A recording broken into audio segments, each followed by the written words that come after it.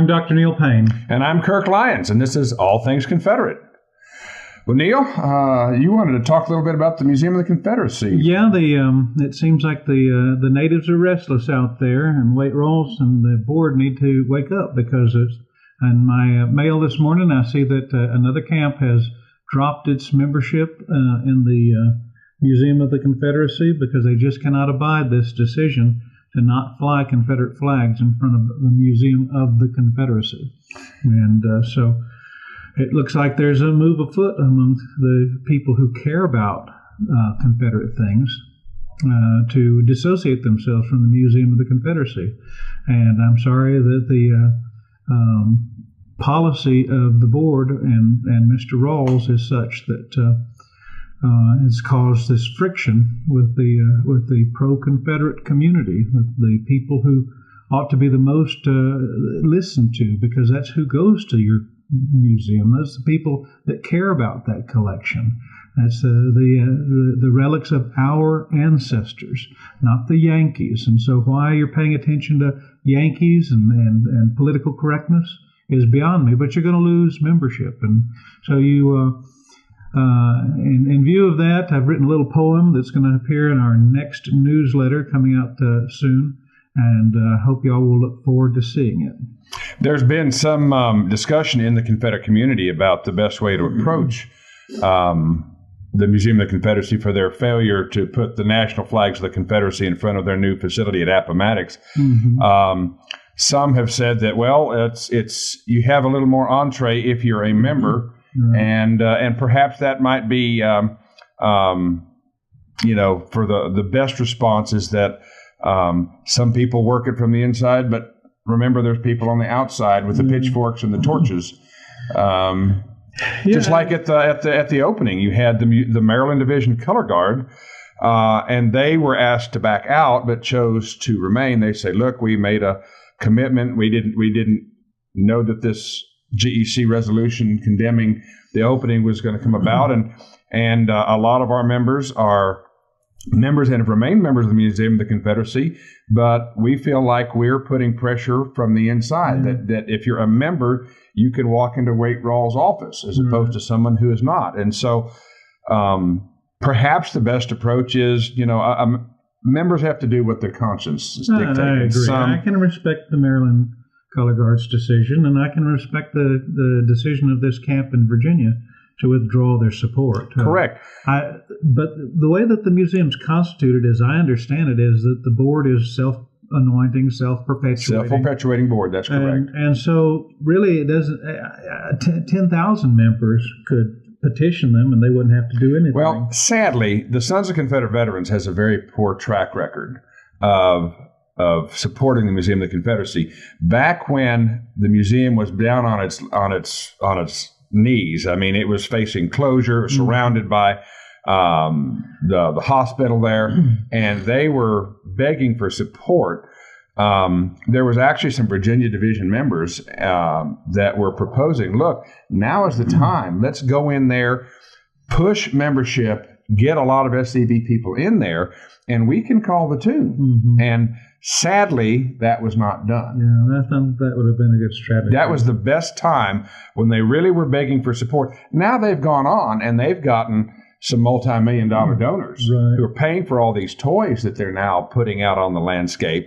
And so they don't feel like they need to respond to the Confederate community. And that was a missed opportunity, which is one of the reasons why there really does need to be some central planning in the Confederate community, especially when large heritage organizations like the Sons of Confederate Veterans or the UDC dropped the ball, which they did then. They dropped the ball. That was the time. And nobody would listen to these Virginia Division guys. They were just put out to pasture. Hey, shut up. We've got a lot more important things to do. And no, we really didn't at that time. We should have encouraged every member that could to have joined.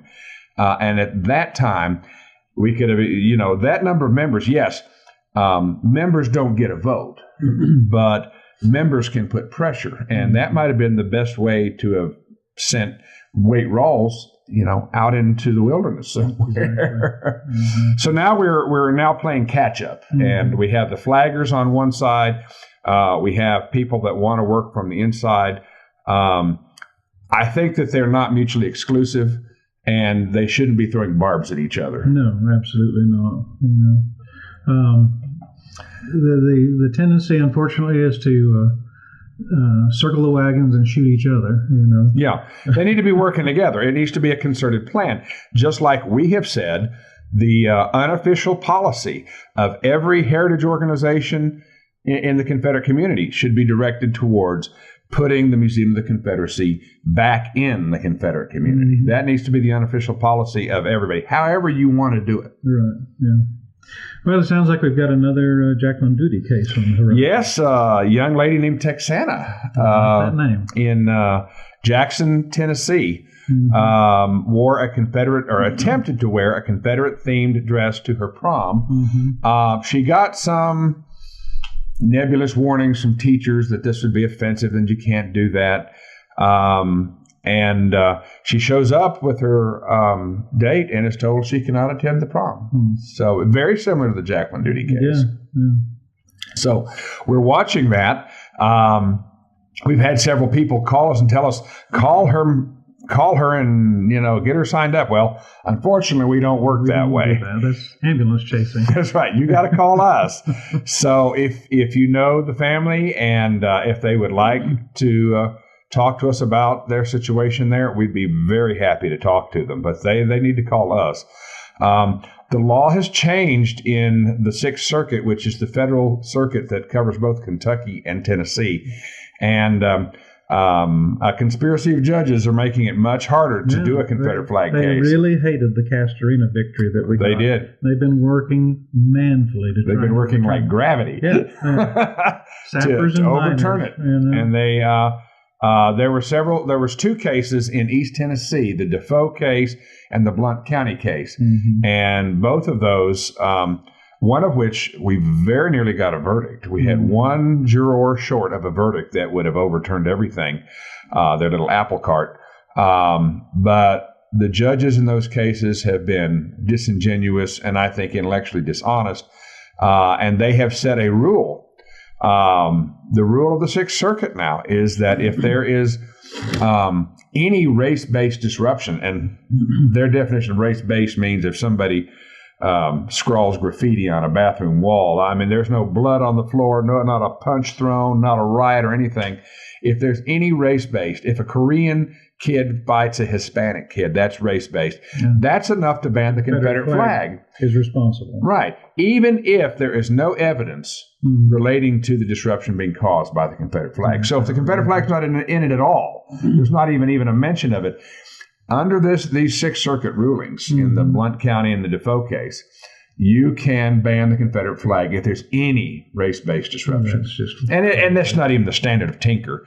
The Supreme Court in Tinker made the school, they had to relate the disruption to the thing that they wanted to ban. And that's student that wore a black armband protesting the Vietnam War. And that's the law. And the problem is that the courts will not hold these school principals and officials to the burden imposed upon them by Tinker, and that's the problem. So it's, I think it's still a good case. It's worth looking at, and we certainly hope that Texana and her parents will call us so we can advise them and see what's best to be done. In the Doody case, they basically ran for their wallets. Right.